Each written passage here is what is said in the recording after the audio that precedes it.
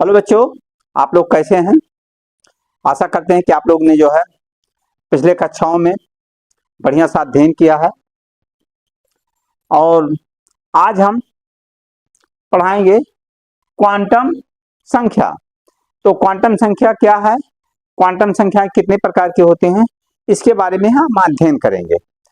तो देखिए जो है कंसेप्ट इसका देखिए आप क्या है क्वांटम संख्या। तो क्वांटम संख्या के पहले कुछ कंसेप्ट है, क्लियर कर लीजिए। तो आपने पढ़ा होगा इलेक्ट्रॉन की तरंग प्रकृति।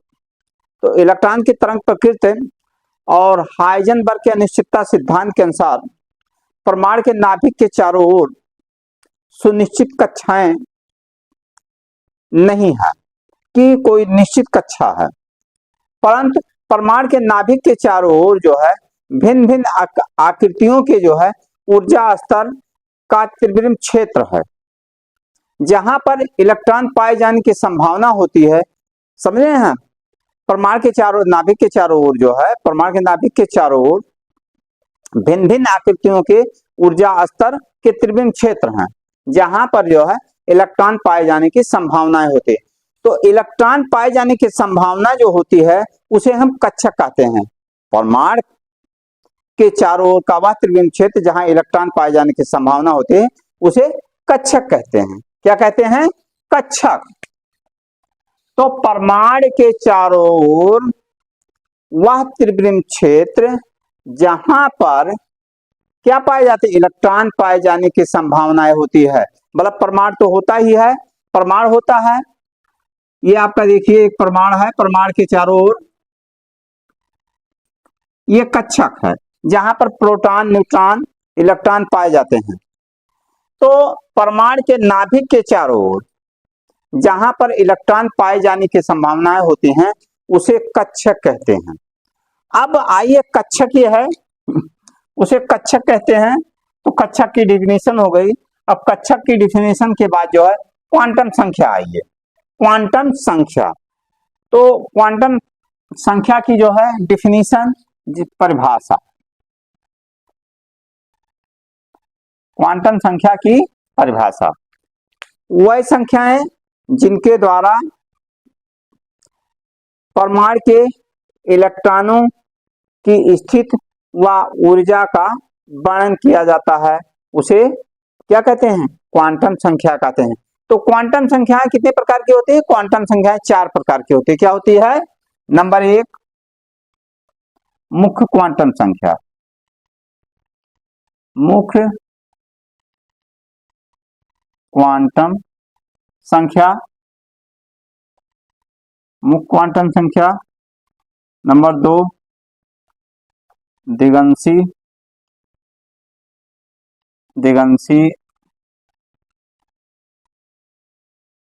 क्वांटम संख्या। नंबर 3 चुंबकीय क्वांटम संख्या। नंबर 4 चक्रण क्वांटम संख्या। चक्रण क्वांटम संख्या क्या है? तो ये मुख्यतः 4 प्रकार के होते हैं। मुख्य क्वांटम संख्या, दिगंशी क्वांटम संख्या, चुंबकीय क्वांटम संख्या और इसे चक्रण। तो इसको कहते हैं इंग्लिश में प्रिंसिपल क्वांटम संख्या नंबर, इसको एजीमुथल क्वांटम संख्या, इसको मैग्नेटिक क्वांटम संख्या नंबर और इसको कहते हैं स्पिन क्वांटम नंबर। तो ये 4 प्रकार की होती हैं। तो अब आज हम जो है आपको बताएंगे मुख्य क्वांटम संख्या क्या है। मुख्य क्वांटम संख्या क्या है? तो मुख्य क्वांटम संख्या वो संख्या होती है, मुख्य क्वांटम संख्या वह होती है जो परमाणु के इलेक्ट्रॉनों की स्थिति या ऊर्जा स्तर को दर्शाता है। क्या दर्शाता है? ऊर्जा स्तर को। और यह जो है मुख्य क्वांटम संख्या जो होती है n बराबर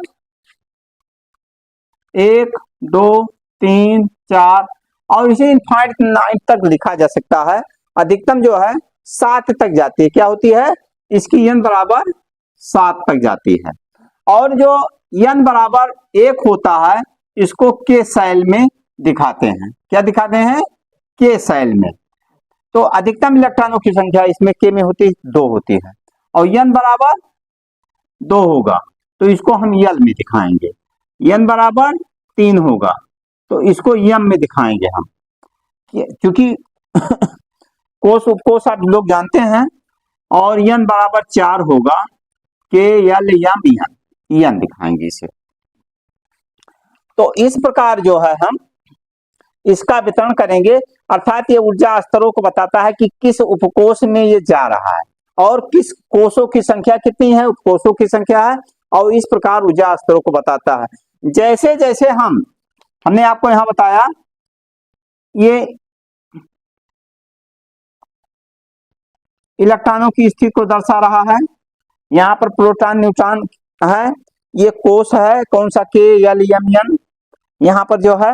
अब जैसे जैसे ये इलेक्ट्रॉन यहां से बढ़ते जाएंगे, क्या है, इलेक्ट्रॉन यहां से आपका जैसे जैसे दूर होते जाएंगे इसके ऊर्जा स्तर बढ़ते जाएंगे। क्या है, इनकी दूरी जैसे जैसे बढ़ती जाएगी इनके ऊर्जा स्तर बढ़ते जाएंगे।